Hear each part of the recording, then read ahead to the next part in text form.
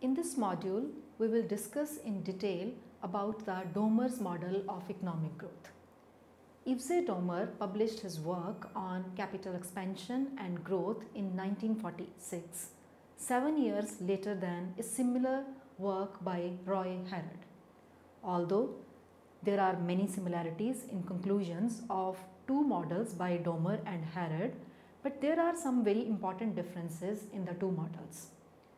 After studying this module, you shall be able to know about the basic of Domer's model of economic growth, learn about the structure of the Domer's model, understand the working of Domer's model, and analyze the comparison between the Harrod and Domer's model. Now let us begin our discussion about Domer's model of economic growth. Domer's starting point was to criticize Keynesian framework for its incompleteness in addressing two important issues related to the long run. Number one, Keynesian analysis considers investment only to be an income generating, that is on the demand side, instrument through the multiplier, while ignoring the essential productive capacity changing, that is the supply side or the role of investment. It is precisely because of this reason that Keynes assumed that employment of labor is a function of national income. But Domer points out that this is true only in the short run. He assumes that over time employment of labor is a function of ratio of national income to the productive capacity. The second important point is that Keynesian analysis, while giving more importance to the need of full employment of labor, almost ignores the issue of unemployment of capital, which in turn becomes the source of labor employment. According to Domer, it is the premature obsolescence of capital equipment that discourages investment and growth, thereby causing the labor unemployment. Now let us know the main assumption of the Domer's model. Number one, savings and investment refer to income of the same period. Number two, both saving and investment are net, that is over and above the depreciation. Number three, depreciation is measured not in respect of historical cost of the depreciated equipment, but in respect to the cost of replacement of the depreciated asset by another one of the same productive capacity. The latter cost may be different from the former owing to the technological progress. Number four, there is a constant general level of prices. Number five, no adjustment lags are present in the market. Number six, productive capacity of an asset or of the entire economy can be measured. This assumption is very strong since the productive capacity of a given physical stock of capital does not depend just upon the technical factors, but economic and institutional factors as well. For example, distribution of income, preferences of consumers, wage rate, relative prices, and structure of industry, etc. Number seven, average and marginal propensity to save are equal for the economy. Number eight, the ratio of productive capacity of capital to the size of capital for the entire economy is equal to that of the new investment projects. It means nothing but that average potential output to capital ratio is equal to the marginal potential output capital ratio.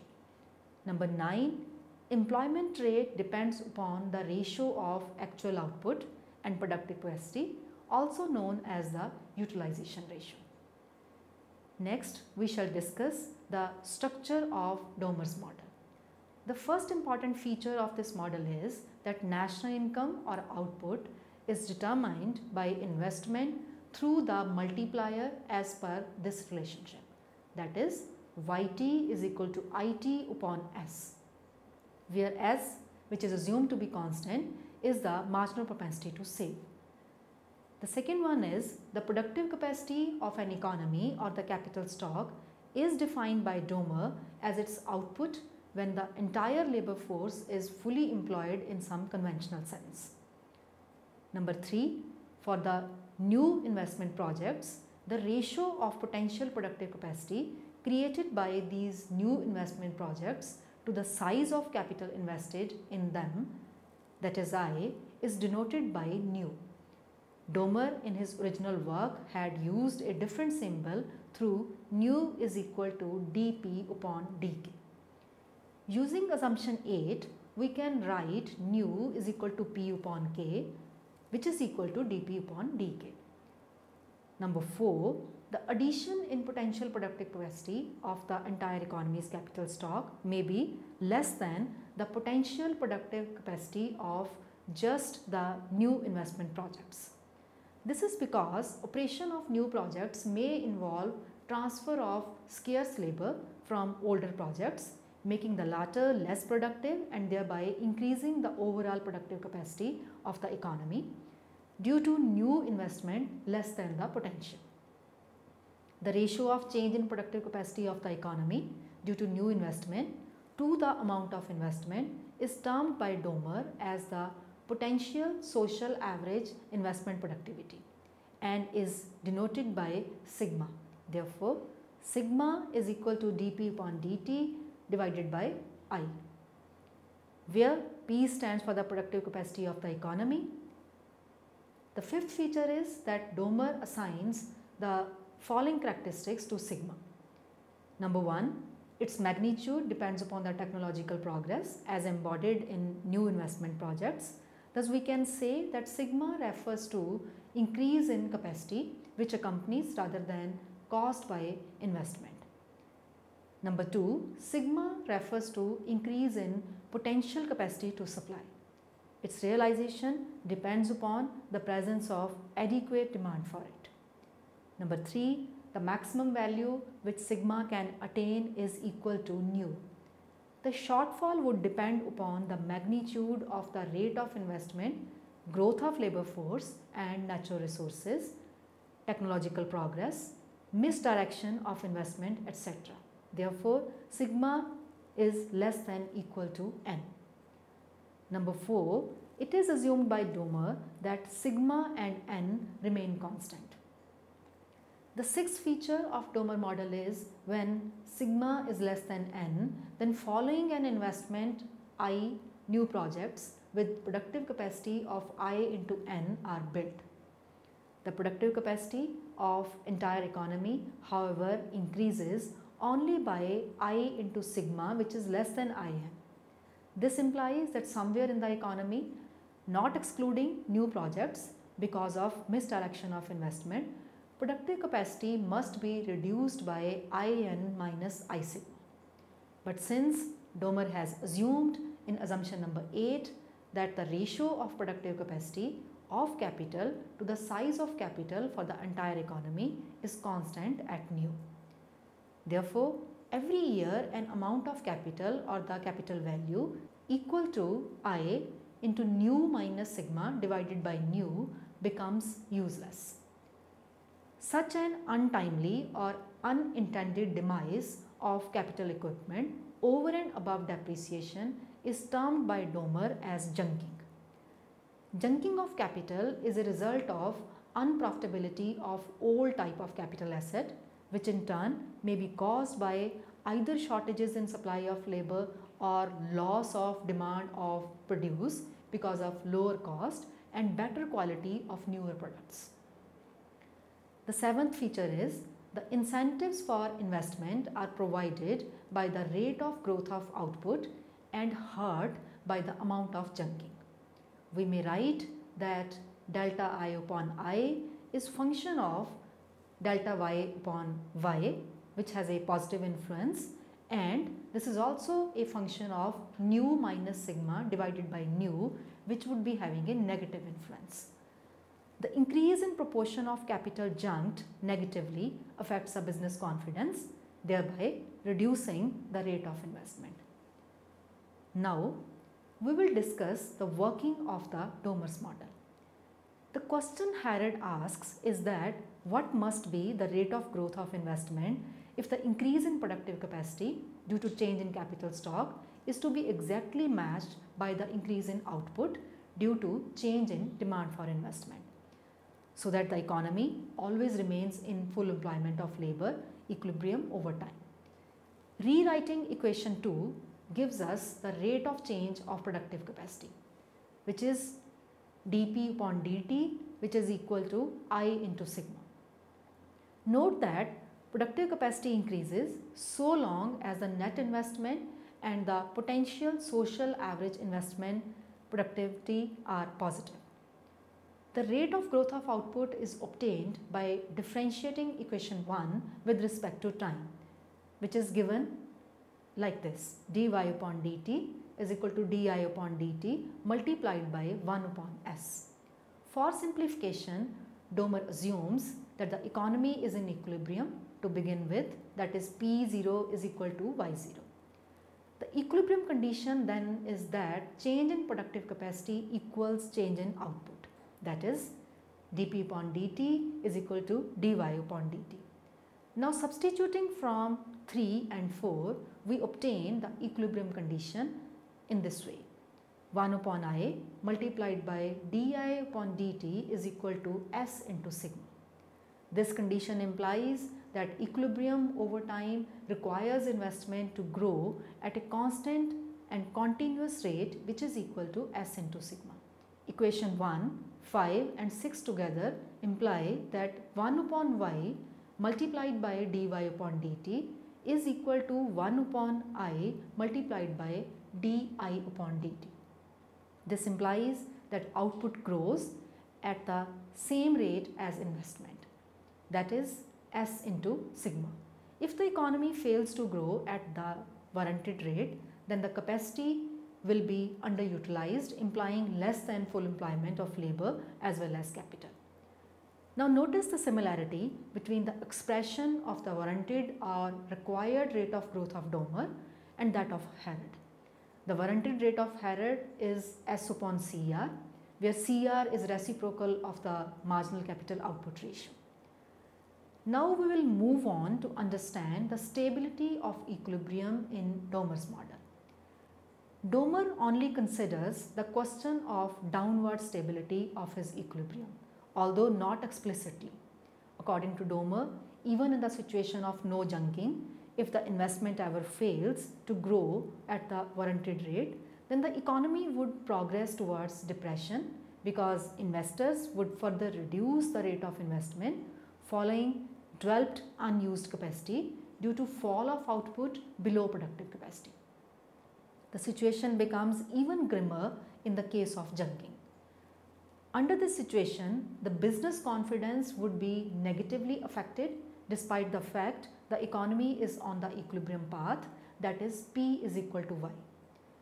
This owes to be junking of capital following new investments. Junking, that is unused capital stock due to shortfall in the labor force or demand or both, leads to lack of desire to invest further and thereby a reduction in rate of investment below the warranted rate of growth, even when the economy started with the latter rate of growth. One way Domer points out that in which entrepreneur will react to a high unused capacity would be by decreasing the real wage rates and thereby increasing their share of profits.